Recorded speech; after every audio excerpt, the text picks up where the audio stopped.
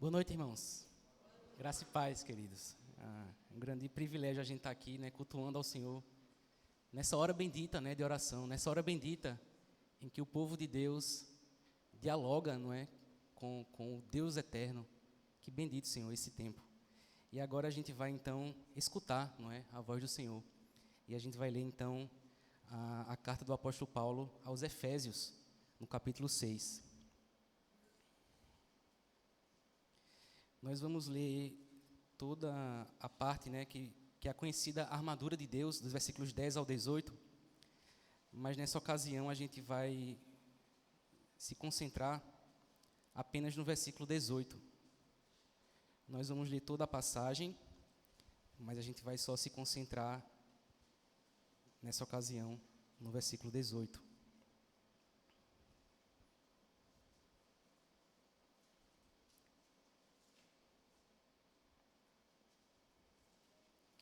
Efésios 6, dos versículos 10 até o 18, diz assim a palavra de Deus: Quanto ao mais, sede fortalecidos no Senhor e na força do seu poder, revesti-vos de toda a armadura de Deus, para poderdes ficar firmes contra as ciladas do diabo. Porque a nossa luta não é contra o sangue e a carne, e sim contra os principados e potestades, contra os dominadores desse mundo tenebroso, contra as forças espirituais do mal nas regiões celestes. Portanto, tomai toda a armadura de Deus, para que possais resistir no dia mau, e depois de terdes vencido tudo, permanecei inabaláveis.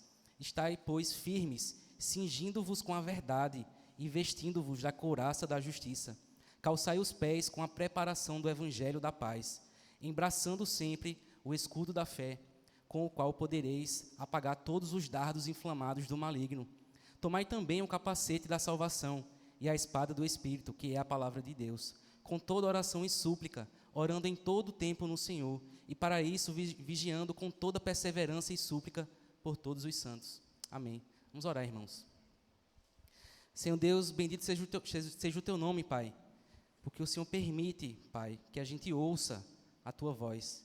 Te rogamos agora, então, Senhor, que o Senhor conduza os nossos corações para te ouvir, que o Senhor conduza, Pai, também minha boca, para que eu possa falar com fidelidade, Pai, a tua palavra, e que em tudo aqui, Senhor, o Senhor seja reverenciado, o Senhor seja louvado, o Senhor seja honrado, que a gente lembre aqui, Pai, no nosso coração, de todo o teu poder, de toda a tua glória, de todos os feitos, Pai, maravilhosos que o Senhor tem poder para fazer e que já fez também na história. E a gente pede, então, Pai, que o Senhor fortaleça, então, a nossa fé no nosso Senhor Jesus Cristo. No nome dele, Pai, que a gente te ora. Amém. Irmãos, o apóstolo Paulo, no final da carta aos Efésios, que é justamente essa passagem que a gente leu aqui, ele traz essa imagem gloriosa, não é? Da armadura que Deus nos dá para que a gente lute essa batalha espiritual que a gente está envolvido aqui na terra, que cada crente trava aqui nessa vida. Então a gente vê essa graça do Senhor em nos conceder essa armadura. Segundo o apóstolo Paulo, irmãos, a luta que a gente combate aqui na terra, no versículo 11, na parte B, é contra as ciladas do diabo. A gente está numa luta aqui que não é contra o sangue e nem contra a carne, e sim contra os principados e potestades, contra os dominadores desse mundo tenebroso, contra as forças espirituais do mal nas regiões celestes.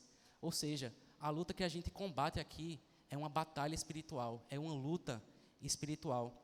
E essas forças não é quem fazem oposição contra nós, elas não nos querem ver cair em pecado, elas não querem ver cair desagradando a Deus, desagradando o Espírito Santo.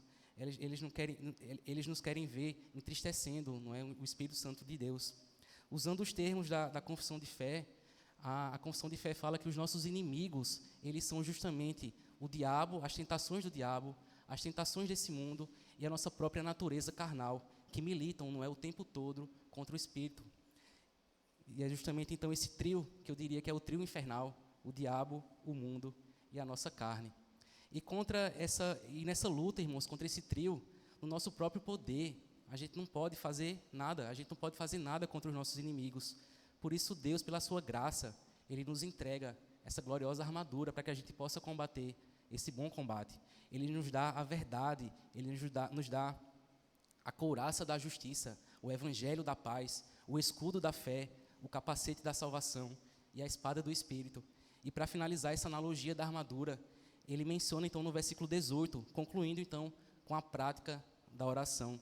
A oração então é aquilo, não é que que mantém juntas todas as peças da armadura. Se você tirar a oração, toda a armadura se desfaz.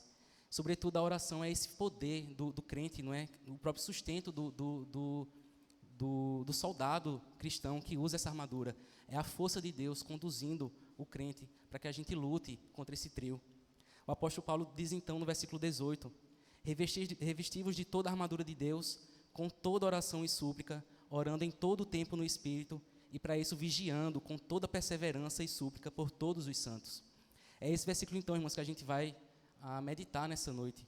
Com a ajuda de Deus, então, a gente pretende expor o que são essas 4 coisas que o apóstolo Paulo menciona aqui. A gente já pensou esse texto ano passado com os jovens da nossa igreja, mas aí eu vim meditando mais e mais nesse texto e, com a ajuda de Deus, eu pretendo então que a gente medite mais uma vez nesse tema de oração, né? É um momento oportuno para que a gente medite mais uma vez nesse tema de oração. Então a gente vai dividir, irmãos, o nosso pensamento dessa noite usando justamente os 4 usos da palavra todo que o apóstolo Paulo faz aqui nesse versículo. Se você faz anotações na sua Bíblia, ou se você tem a prática, não é, de anotar em um caderno os tópicos do sermão, você pode circular todos os usos da palavra todo que o apóstolo Paulo faz, ou escrever no seu caderno, não é? Ele fala toda oração e súplica, em todo tempo no Espírito, com toda perseverança e por todos os santos. Então são esses 4 usos da palavra todo que nós vamos nos guiar aqui na meditação dessa noite. Em primeiro lugar, então, irmãos, ele fala que a gente deve se revestir da armadura de Deus com toda oração e súplica. Quando ele fala com toda oração e súplica aqui, o apóstolo Paulo está enfatizando, irmãos, que a comunhão que a gente tem com Deus por meio da oração, ela não acontece de uma só maneira, ela acontece de uma maneira variada. Muitas vezes, irmãos, toda a nossa vida de oração, ela se resume a pedir coisas a Deus, a suplicar coisas ao Senhor. Em outros momentos, irmãos, a nossa vida de oração se resume apenas àquela ideia que a gente tem de estar louvando ao Senhor, de estar em comunhão com o Senhor.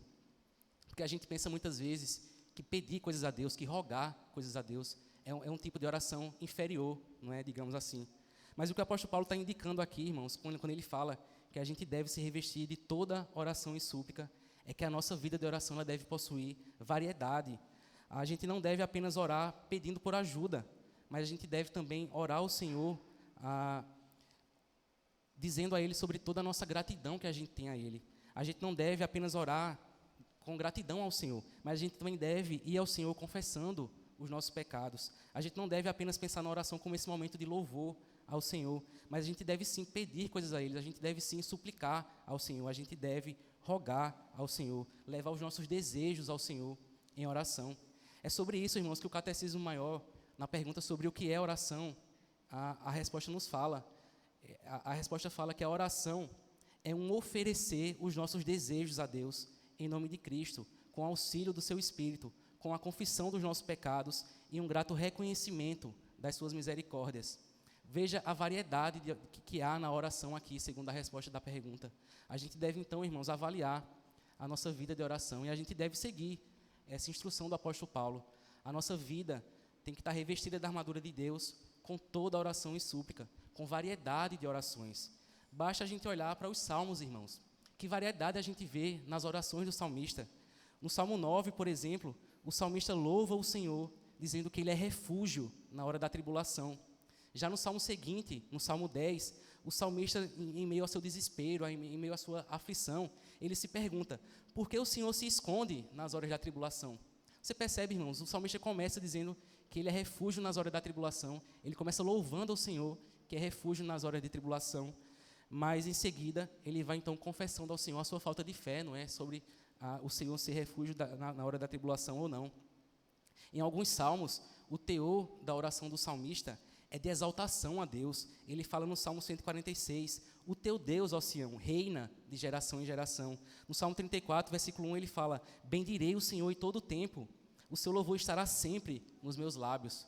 Mas em seguida, irmãos, em outros salmos, a oração do salmista, ela tem um teor de aflição, um teor de confissão de pecados. Ele fala no Salmo 38, não me repreenda, Senhor, na tua ira, nem me castigues no teu furor. No Salmo 102, não me ocultes o rosto, Senhor, no dia da minha angústia. inclina-me os ouvidos. No dia em que eu clamar, dá-te pressa em acudir-me. Abra, por favor, irmãos, no Salmo 86, para a gente observar a variedade que há na oração do salmista. No Salmo 86, a partir do versículo 1.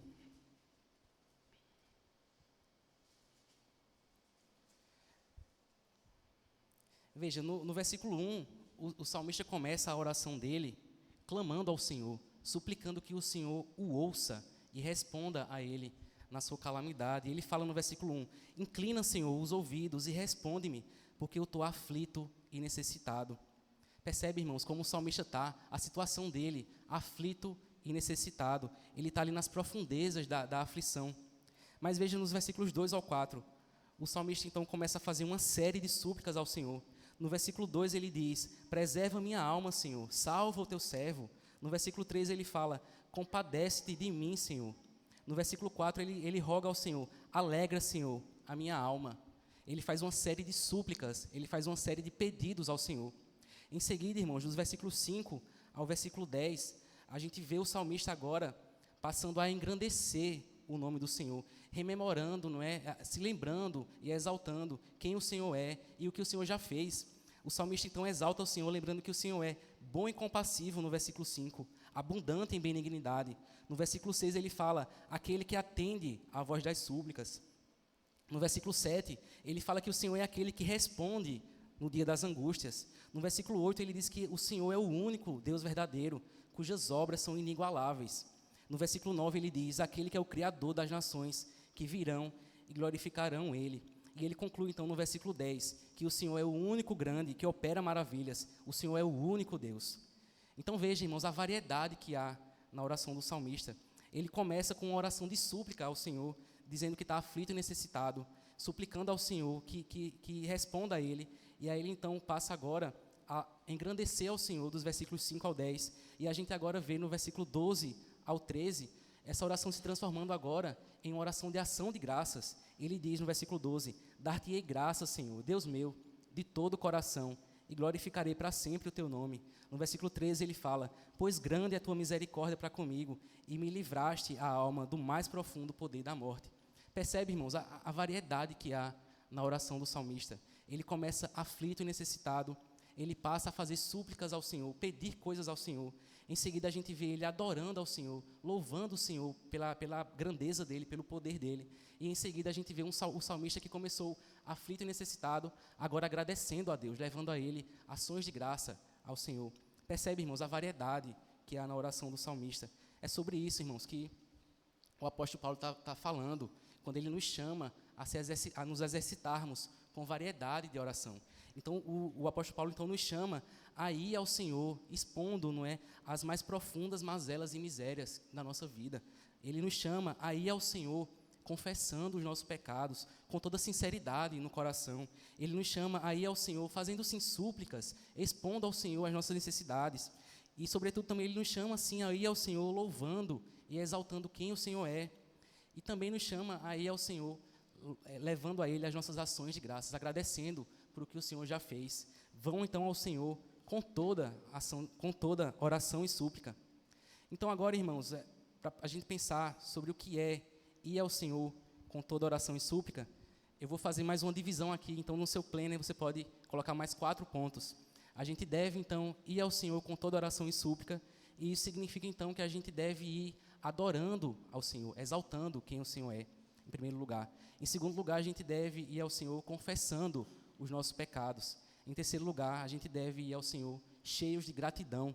E em quarto lugar, a gente deve sim fazer súplicas ao Senhor. A gente deve sim pedir coisas específicas ao Senhor. Então, vamos lá, irmão. Em primeiro lugar, dizer que a nossa vida de oração deve estar cheia, deve estar sendo feita com toda oração e súplica. Quer dizer que a gente deve ter nossa vida de oração cheias, não é, de palavras de adoração ao nosso Deus, aos atributos do Senhor, às obras dele, ao que ele já fez.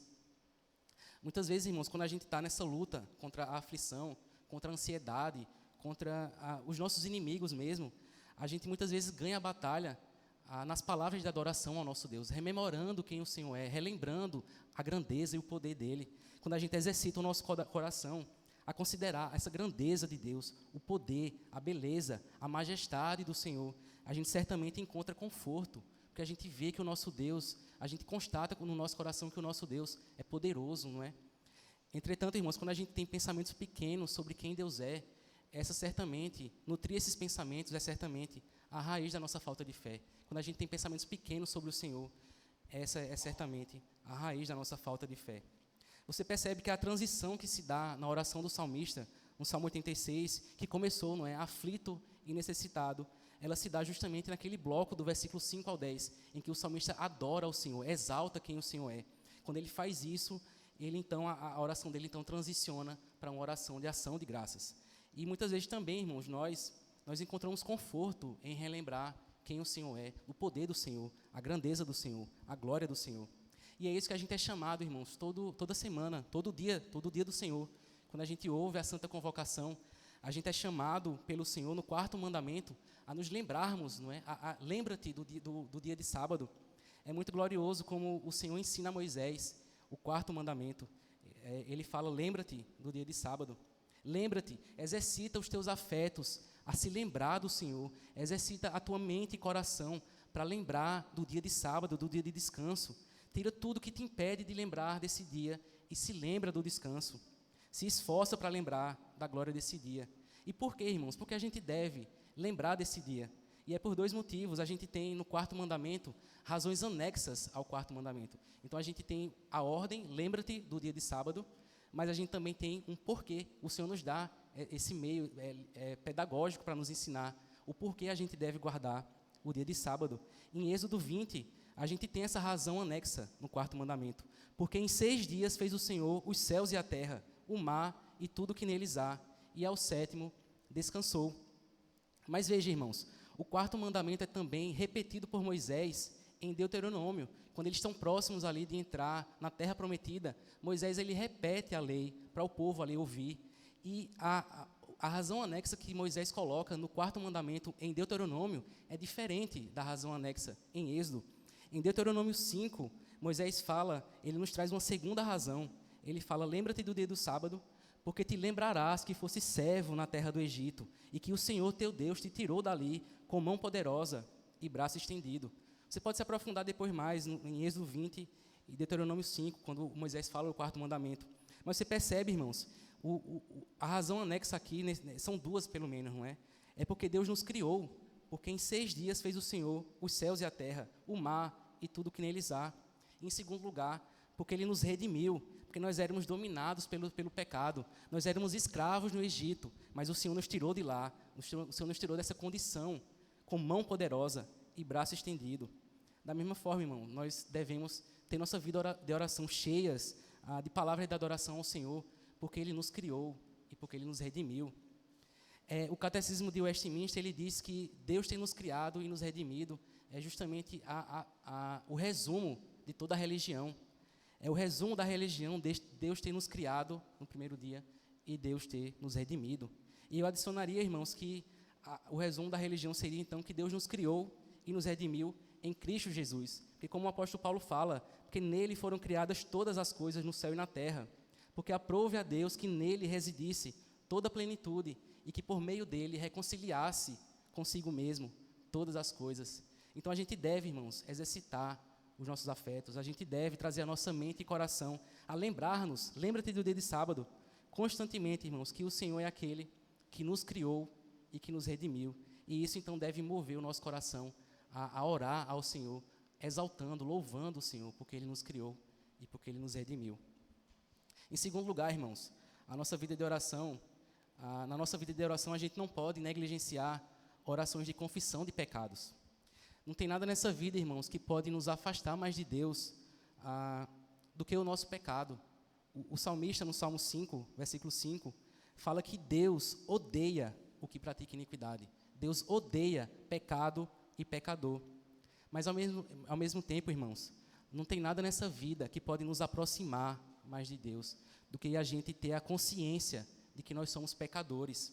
Davi, irmãos, no Salmo 32, quando ele confessa o pecado ao Senhor, ele fala que Deus é o esconderijo dele. Ele diz que o Senhor cerca ele com alegres cantos de livramento. Quando a gente cai, irmãos, em algum pecado, A quem a gente pode recorrer? A quem a gente pode ir quando a gente cai em pecado? Para onde a gente pode ir, irmãos? De onde a gente pode se esconder da face de Deus? A quem a gente vai recorrer quando a verdade da palavra de Deus falar que a gente pecou contra Ele? Para onde a gente pode ir, irmãos, quando Deus, em sua justiça, exigir, não é, uma resposta do nosso pecado? O salmista diz: enquanto eu calei os meus pecados, envelheceram os meus ossos pelos meus constantes gemidos todo dia. A mão do Senhor pesava dia e noite sobre mim.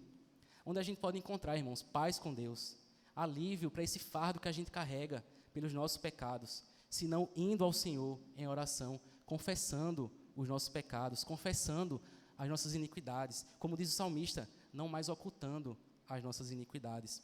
E a gente pode ter certeza, irmãos, que em Cristo, o Senhor ele não retém a sua ira para sempre. Em Cristo, o Senhor tem prazer na misericórdia, o Senhor tem prazer em perdoar o pecador. Quando a gente vai em oração, irmãos, ao Senhor, com sinceridade, confessando os nossos pecados, em Cristo a gente pode ter certeza que Ele tornará, Ele vai ter compaixão de nós mais uma vez. A gente pode ter certeza, irmãos, que Ele vai pisar sobre os pés dEle as nossas iniquidades, todas elas, irmãos, Ele vai lançar no mar do esquecimento, Ele vai lançar fora os nossos pecados. E veja, irmãos, a gente está nessa batalha contra Satanás, não é? E Satanás, muitas vezes, ele usa o nosso pecado para tentar nos acusar. Ele usa a nossa culpa para tentar nos desanimar nessa caminhada. Muitas vezes, irmãos, ele tenta nos desencorajar, dizendo que a gente é pecador demais para ir ao Senhor em oração, confessando pecados ou pedindo alguma coisa. Muitas vezes ele vai procurar silenciar as nossas orações, dizendo que seria hipocrisia nossa ir ao Senhor em oração, já que a gente pecou momentos atrás, não é? Então ele vai tentar nos desanimar para que a gente não ore mais ao Senhor. Mas a nossa resposta, irmãos, a essas artimanhas do inimigo não pode ser fugir de Deus, estar envergonhados do Senhor, tentar encontrar em nós mesmos, talvez, alguma justiça própria ou justificativa ao nosso pecado. Mas a gente deve, irmãos, ir correr ao trono da graça, confessando os nossos pecados, como o publicano, dizer: Deus, tem misericórdia de mim, eu sou pecador.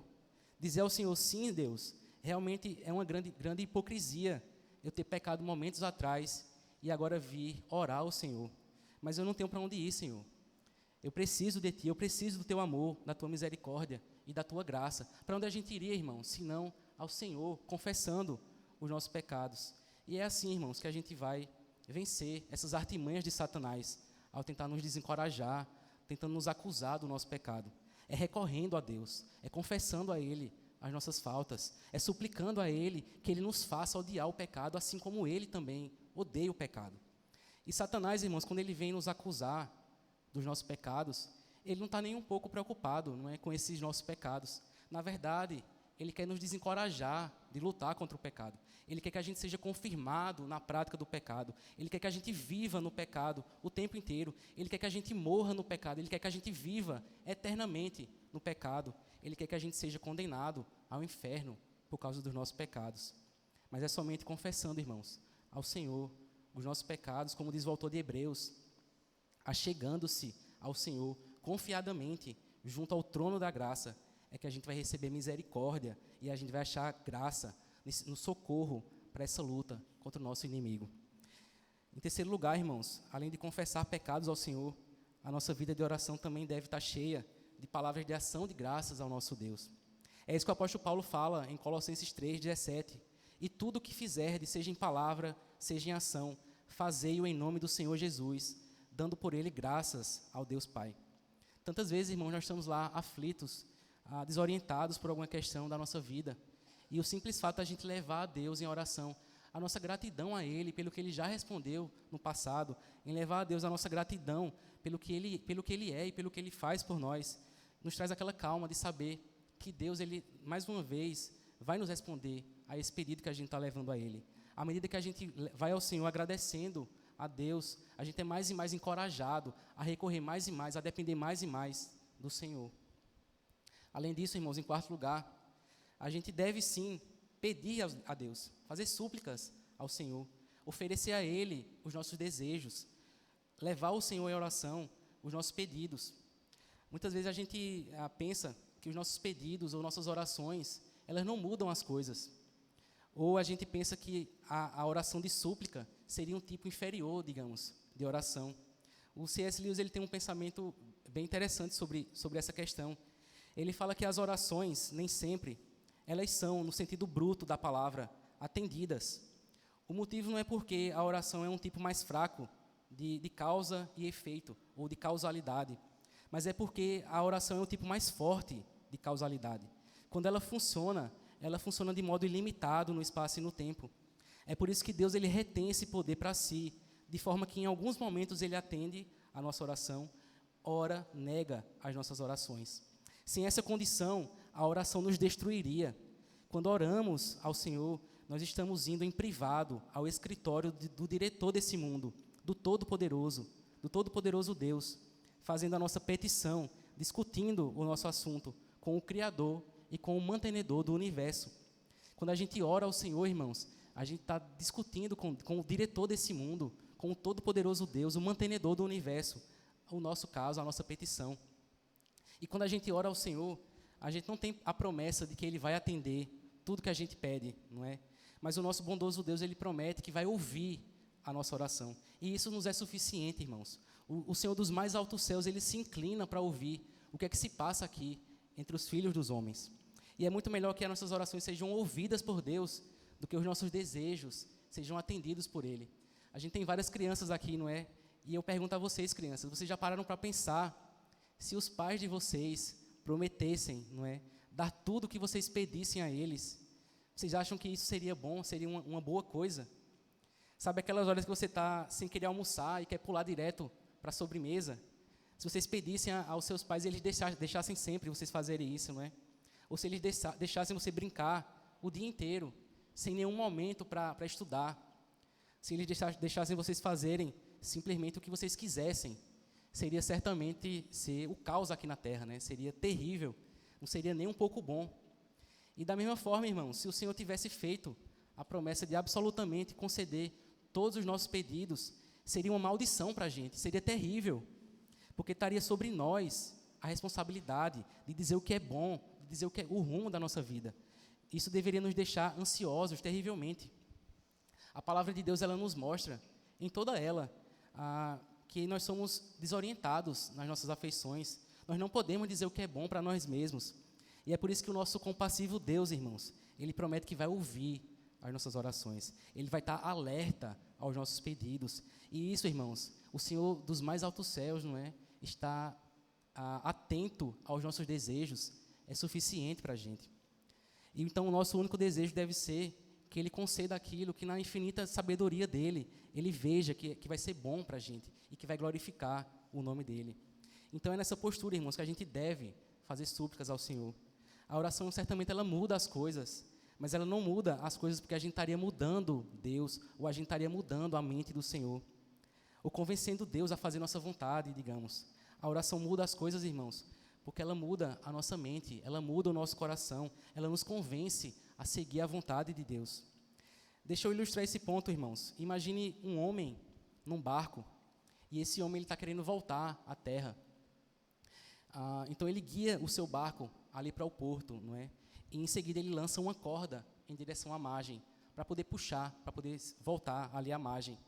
Então imagine que a corda está segura na margem, e o homem começa a puxar essa corda. O homem pode pensar que ele está puxando a terra para ele. Se ele fosse insensato, não é? Ele poderia pensar que a terra estava vindo até ele. Mas, na verdade, irmãos, é óbvio que ele está indo até a terra. Ele está puxando e ele está se aproximando da terra. E da mesma forma, irmãos, é quando a gente ora ao Senhor. A gente não está trazendo Deus até nós, mas a gente está indo ao Senhor. A gente está se aproximando ao Senhor. Isso que significa buscar Deus, irmãos, em oração. É ir ao Senhor, levar os nossos desejos até Ele. E não como se Deus viesse até nós nos atender. A gente não pode, irmãos, alinhar Deus com os nossos próprios planos. Mas quando a gente ora, a gente está alinhando os nossos planos com os propósitos e os decretos eternos do Senhor, que não muda. Buscar a Deus, então, é se alinhar com a vontade dEle. A Bíblia, em Gênesis, irmãos, traz uma imagem gloriosa de Jacó, não é? Lutando com Deus. É muito marcante essa passagem, irmãos, quando Deus ele manda Jacó voltar à terra dos pais dele, lá em Gênesis 31. E ele está lá prestes a voltar à terra dos pais, e ele estava ansioso porque ele iria se encontrar com Esaú, não é? Que ele traiu Esaú pegando a bênção no lugar de Esaú. E em Gênesis 32 nos fala que na noite anterior a esse encontro, Jacó ficou a noite inteira lutando com Deus. A Bíblia nos diz que ele ficou a noite inteira lutando com um homem ali, que era um tipo de Cristo, não é? É muito curioso, irmãos, essa passagem. Então veja, Deus então assume nessa luta a forma de um homem, e eles ficam ali lutando a noite inteira, e a Bíblia fala que ao romper do dia, eles ficaram a noite toda lutando, e aí ao romper do dia, esse homem, né, esse tipo de Cristo, ele disse: deixa-me ir, já está na hora de eu ir, já ficamos aqui a noite toda lutando, deixa-me ir. E aí Jacó fala: eu não te deixarei ir se não me abençoares. Isso é, eu vou continuar lutando aqui até eu ser abençoado. E aí Deus responde: não mais se chamará Jacó, e sim Israel, porque como príncipe lutaste com Deus e com os homens, e prevaleceste. Percebe, irmãos, quem muda aqui, no final das contas, não é Deus, quem muda é Jacó. Quem muda após essa luta de Jacó com Deus, após esse tempo de oração de Jacó com Deus, é Jacó e não o Senhor. Quem muda de nome é Jacó, não é Deus. Deus é aquele que é, que era e que há de vir. Ele é o eu sou, é o grandioso eu sou. Ele não muda de nome, mas Jacó, um homem, um filho de homem, ele muda de nome. Ele muda de Jacó, que significa enganador, para Israel, porque ele lutou com Deus e prevaleceu. É por isso que a gente deve pedir, irmãos, suplicar a Deus, oferecer ao Senhor os nossos desejos, assim como Jacó, meio que mesmo lutar com Deus ali, oferecendo a Deus os nossos desejos, com todas as nossas forças, até que seja visto em nossas vidas, irmãos, a vontade do Senhor. Talvez seja por isso, irmãos, que a gente tem tanta dificuldade para orar, porque a gente não quer mudar, a gente não quer ter alguém dando pitaco, digamos assim, nas nossas decisões. Talvez seja por isso, irmãos, que a gente não queira discutir com o Todo-Poderoso no escritório dele, não é? E isso nos leva justamente ao segundo ponto, ao segundo todo que o apóstolo Paulo fala no versículo 18. Ele diz que a gente deve orar em todo o tempo no Espírito. O segundo todo, irmãos, que o apóstolo Paulo nos instrui aqui é sobre o momento e o lugar que a gente deve orar ao Senhor. E ele nos diz que a gente deve orar em todo o tempo no Espírito. Veja, o que é que ele quer dizer com isso, não é, irmãos? O que é mais natural nas nossas vidas? É que quando tudo vai bem, quando tudo flui bem, quando a gente está satisfeito, quando a gente está alegre, dificilmente vai nos ocorrer o dever de orar, dificilmente a gente vai ter o desejo de orar, dificilmente a gente vai recorrer a Deus, a menos que a gente esteja ali arrastado pelas aflições e pelo desespero. O apóstolo Paulo então nos fala que a gente não pode deixar, irmãos, um minuto sequer, um segundo sequer, tempo algum, sem que a gente lembre de orar, sem que a gente vá ao Senhor em oração. A gente deve orar ao Senhor continuamente, na prosperidade, quando tudo vai bem, ou na adversidade, quando tudo vai mal. E se a gente tiver alerta, irmãos, às nossas vidas, a gente vai ver, percebendo, não é, as nossas reais necessidades espirituais, que não vai ter momento algum que a gente vai estar bem, não vai ter momento algum que a gente vai estar sem necessidade alguma. A nossa posição natural diante de Deus é uma posição, sim, de adversidade, é uma posição de carência. A gente precisa de Deus, portanto, a gente precisa orar em todo o tempo, a gente precisa recorrer em todo o tempo ao Senhor. Se você, então, irmãos, se encontra, não é, nessa posição morna ou talvez anestesiada pelos confortos aqui da terra, sem sentir a adversidade que há real aqui na terra, pelos confortos aqui da terra, e isso talvez tenha te levado a recorrer menos e menos ao Senhor, menos e menos com fervor a Deus em oração. A gente deve reavaliar a nossa vida, a gente deve reavaliar de onde vem o nosso conforto. Será que é de Deus ou será que é das coisas aqui da terra? Se é de fato de Deus, então a gente deve em todo o tempo orar ao Senhor, fazer súplicas ao Senhor. Como soldados, a gente deve estar vestido na armadura o tempo todo, não é? De igual modo, a gente deve então, em todo momento, orar sem cessar, tendo a certeza, irmãos, que Deus, Ele ouve a nossa oração em todo o tempo também, tendo a certeza que em Deus a gente tem um companheiro preparado para toda hora, em Deus a gente tem esse conselheiro que vai prontamente nos aconselhar quando a gente ora a Ele, quando a gente recorre a Ele, tendo em Deus o sustentador de todas as coisas, aquele que é a nossa fortaleza, ainda que a nossa carne e o nosso coração desfaleça, a gente tem em Deus o consolo, o nosso consolo, aquele a quem a gente pode recorrer. A quem a gente pode recorrer, não é, irmãos? No céu e na terra, senão a Deus. A gente tem esse acesso ao trono da graça, esse acesso livre por meio de Cristo, ao trono da graça. E é por isso que a gente deve, irmãos, buscar o Senhor em todo o tempo. Davi, no Salmo 55, ele fala: à tarde e pela manhã e ao meio-dia eu farei súplicas, eu levarei as minhas queixas e lamentarei ao Senhor, e Ele ouvirá a minha voz. No Salmo 119, ele fala: 7 vezes no dia eu te louvo pela justiça dos teus juízos. Percebe, irmãos? À tarde, pela manhã e à noite, o dia inteiro, Davi leva ao Senhor as suas orações. No Salmo 119, 7 vezes no dia, um número completo, não é o número 7, eu levo ao Senhor os meus louvores pela justiça dEle. Todo tempo a gente deve orar ao Senhor. Ore em todo o tempo, diz o apóstolo Paulo, no Espírito. E a palavra tempo aqui, irmãos, que o apóstolo Paulo usa, eu venho pensando bastante sobre essa palavra nas últimas pregações. A palavra que ele usa aqui é kairos, seria aquele momento oportuno. O apóstolo Paulo está dizendo, então, que todo tempo é um momento oportuno para a gente orar. Todo tempo é momento oportuno para que a gente vá ao Senhor em oração. Todo tempo é um momento oportuno para a gente orar a Deus. Você acabou de acordar, vá ao Senhor em oração agradecendo a Ele, porque Ele permitiu que você tenha mais um dia de vida. Você está naquele ritual de fazer o café da manhã, fazendo aquele cafezinho, aquele cheirinho de café na cozinha. Vá ao Senhor em oração agradecendo a Ele pelo café que te deixa acordado, mas peça a Ele também que acorde o seu coração, acorde a sua fé, a sua esperança, a sua força e o seu amor ao Senhor. Você está se vestindo ali para ir ao trabalho, peça a Deus que te atavie com as graças do Evangelho. Você está ali prestes a começar, não é? Aquele dia inteiro de faxina, cansativo. Ore a Deus oferecendo o seu serviço a Ele. Ele que vê o coração e o amor do mordomo fiel no seu serviço. Você está prestes ali a iniciar o seu momento de estudo. Ore ao Senhor, pedindo que te dê discernimento, sabedoria, que te guarde do erro, que te dê conhecimento e que te leve à verdade. Você está prestes ali a almoçar, ore agradecendo a Deus pelo que você tem de comer e beber. Ele que é o pão e a água da vida. Você acabou de brigar com sua esposa, não é? Ore ao Senhor, confessando o seu pecado, a sua fraqueza, a sua chatice, a sua raiva. Ore a Deus confessando que você falha em amar o próximo, como a si mesmo. Você acabou de disciplinar o seu filho. Ore a Deus, pedindo que use esse meio para a santificação da vida dele. Você está indo trocar a fralda, né, do seu filho. Esse que é um privilégio dos que têm menino pequeno. Ore a Deus, lembrando que o trocar de uma fralda suja é tão similar quanto a conversão do nosso coração maculado pelo pecado. Você vai dormir, ore, agradecendo a Deus pelo dia que passou, suplicando ali a bênção pelo dia que segue. Orar sem cessar, irmãos. Todo o tempo é um momento oportuno para orar.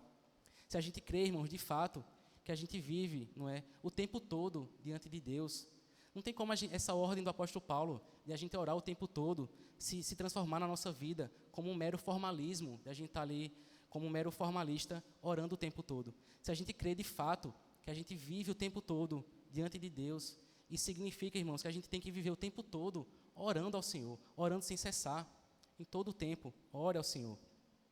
Mas em seguida, irmãos, continuando esse trecho do versículo, o apóstolo Paulo fala que a gente deve orar o tempo todo, e eu diria que é o que é mais importante aqui, o fundamento dessa ordem. Ore o tempo todo no Espírito.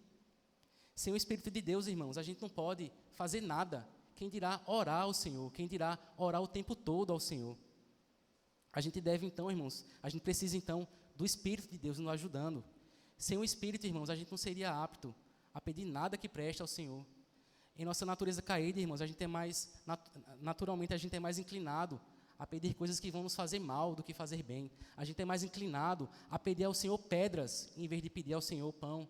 A gente é mais inclinado, irmãos, a pedir ao Senhor serpentes, em vez de pedir ao Senhor peixes. A gente é mais naturalmente inclinado, irmãos, a pedir ao Senhor pelo que vai nos fazer mal, do que nos vai fazer bem. A gente precisa, então, irmãos, do Espírito Santo de Deus nos ajudando em todo momento da oração.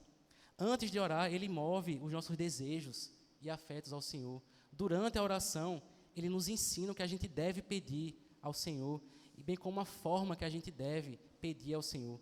Após a oração, ele nos ajuda a ter fé e paciência para esperar a resposta do Senhor à nossa oração. Sem o Espírito Santo, irmãos, é como se fôssemos mudos tentando falar com alguém.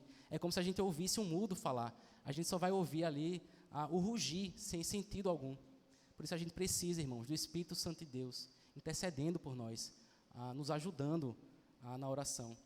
Por isso a gente precisa em todo o tempo orar no Espírito. O terceiro todo, irmãos, que o apóstolo Paulo se refere aqui no versículo 18, é a forma da oração. Ele fala, vigiando com toda perseverança. Ele nos exorta aqui, irmãos, a perseverar em oração, a sermos perseverantes no que a gente vai pedindo ao Senhor. A gente deve avançar, então, com todo entusiasmo, com todo vigor, com todo fervor, pedindo ao Senhor, orando ao Senhor. É isso que o salmista fala no Salmo 13, dos versículos 1 ao 4. Observe o fervor do salmista. Até quando, Senhor? Esquecer-te-ás de mim para sempre? Até quando ocultarás de mim o rosto? Até quando eu estarei relutando dentro de minha alma com tristeza no coração cada dia? Até quando se erguerá contra mim o meu inimigo? Atenta para mim, responde-me, Senhor, Deus meu, ilumina-me os olhos, para que eu não durma o sono da morte. É com esse fervor, irmãos, que a gente é chamado a orar ao Senhor, meio que importunando mesmo Deus, pedindo a Ele, suplicando a Ele, fazendo pedidos ao Senhor. Até parece que a gente está importunando Deus, irmãos, mas Deus, Ele ama ouvir o clamor do povo dele. Ele ama ouvir as orações daqueles que são mediados pelo Santo Espírito de Deus, daqueles que são lavados pelo sangue de Cristo. Ele ama, irmãos, ouvir as orações do povo dele. A gente deve, então, orar com fervor, irmãos. E mais ainda quando a gente sabe que o que a gente está pedindo ao Senhor está de acordo com a palavra dele, que Ele já prometeu na sua palavra. Se a gente vai, irmãos, ao Senhor, pedindo perdão a Ele pelos nossos pecados, nenhuma obra, irmãos, é mais prazerosa para Ele do que perdoar o pecador que está arrependido, como diz em Miqueias, no capítulo 7, versículo 18, porque Deus tem prazer na misericórdia. Ora, se a gente sabe que Deus ele prometeu ter prazer na misericórdia, será que a gente não deveria ir com todo fervor, com toda animação, com toda perseverança, suplicando a Deus que tenha misericórdia de nós, que perdoe o nosso pecado? Se a gente vai a Deus, irmãos, então, pedindo que nos dê um coração santo, essa oração, irmãos, ela está plenamente de acordo com a promessa de Deus. 1 Tessalonicenses 4:3 fala, essa é a vontade de Deus, a vossa santificação. Será que Deus, irmãos, ele não nos santificaria se a gente pedisse a Ele com todo fervor? Ele que prometeu que tem essa vontade. Será que a gente não deveria então perseverar até que fosse achado em nós santidade, até que a gente fosse visto como santo? Quão agradável, irmãos, e disposto não estaria o Senhor se a gente pedisse a Ele que Ele nos desse um coração que ama a Ele. A gente não deveria, então, perseverantemente insistir com Deus, que nos dê um coração que ame a Ele, até que seja visto em nós essa realidade. Do mesmo modo, irmãos, a gente deve também, além de nos aplicarmos perseverantemente pedindo ao Senhor, a gente também deve vigiar para que seja visto em nós aquilo que a gente suplica a Deus, até que seja visto a realidade do que a gente pede a Deus em oração. Calvino ele fala sobre esse duplo movimento que há na oração do crente. Ele fala que a gente deve orar e labutar. Na mesma medida que a gente deve pedir a Deus, a gente deve trabalhar, a gente deve se esforçar para que aquilo que a gente pede ao Senhor seja visto em nossa vida.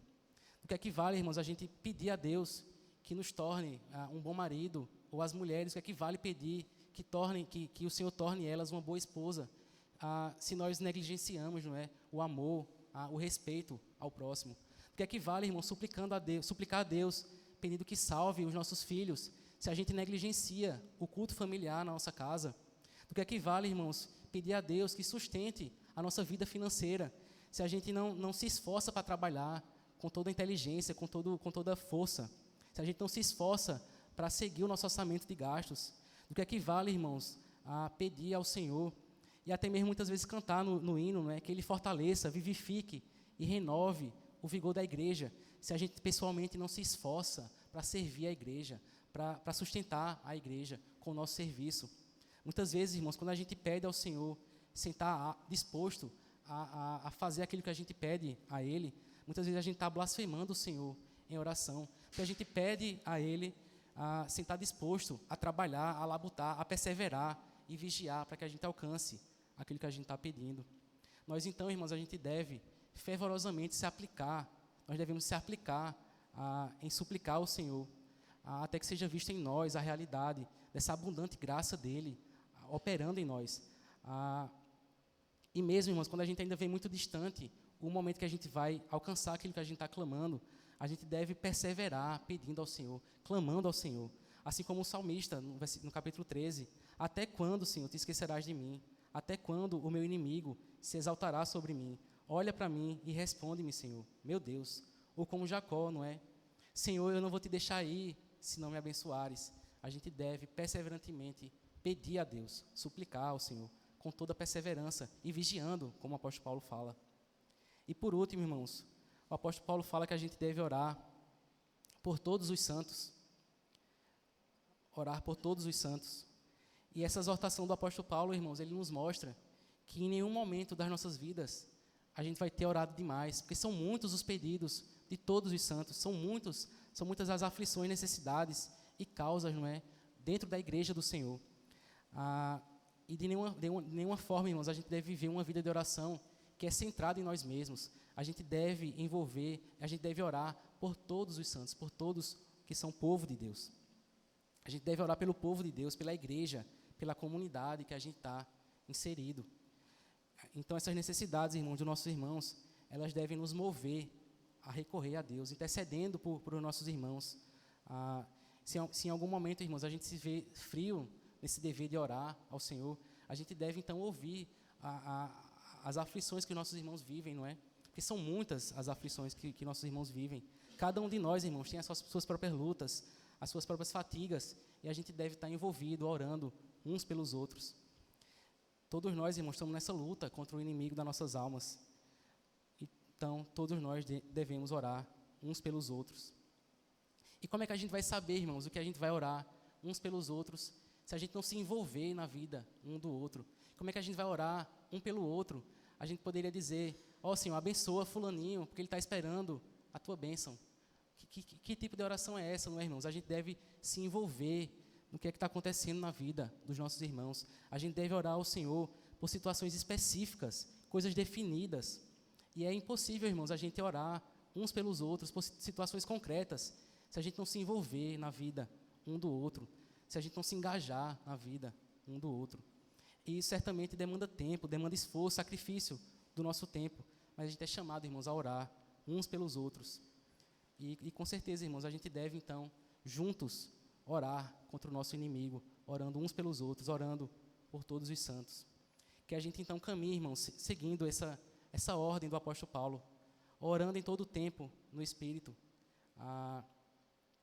com toda oração e súplica, orando em todo o tempo no Espírito, e para isso vigiando com toda perseverança e súplica por todos os santos. O Salmo 118 diz, na minha angústia invoquei o Senhor, e o Senhor me ouviu e me pôs a salvo. O Senhor está comigo, não temerei. O que é que alguém pode me fazer? O Senhor está comigo para me ajudar. Por isso verei a derrota dos meus inimigos. Melhor é buscar refúgio no Senhor do que confiar nos seres humanos. Melhor é buscar refúgio no Senhor do que confiar em príncipes. Salva-nos, Senhor. Nós te pedimos. Senhor, concede-nos tua bênção. Tu és o meu Deus e eu te louvarei. Tu és o meu Deus, eu te exaltarei. Deem graças ao Senhor, porque Ele é bom, porque a sua misericórdia dura para sempre. Amém. Vamos orar, irmãos. Senhor Deus, louvamos, Pai, o Teu nome, porque o Senhor é bom, que a Tua misericórdia, Pai, dura para sempre. Te pedimos, Senhor, que pelo Teu Espírito, Pai, o Senhor nos leve, Pai, a orar com toda oração e súplica. Que o Senhor nos leve, Senhor, a todo tempo, em todo momento, a orar ao Senhor no Espírito. Que o Senhor nos leve, Pai, com toda perseverança e vigiando a orar ao Senhor, recorrer ao Senhor, também por todos os santos, Pai. Te pedimos, Senhor, que o Senhor nos guie, que o Senhor leve, Pai, os nossos passos a mais e mais dependermos, Pai, de Ti, para tudo que a gente vai fazer, Pai. Porque sem o Senhor nós não podemos, Pai, fazer nada. Nos ajuda então, Pai, em nome de Jesus. Amém.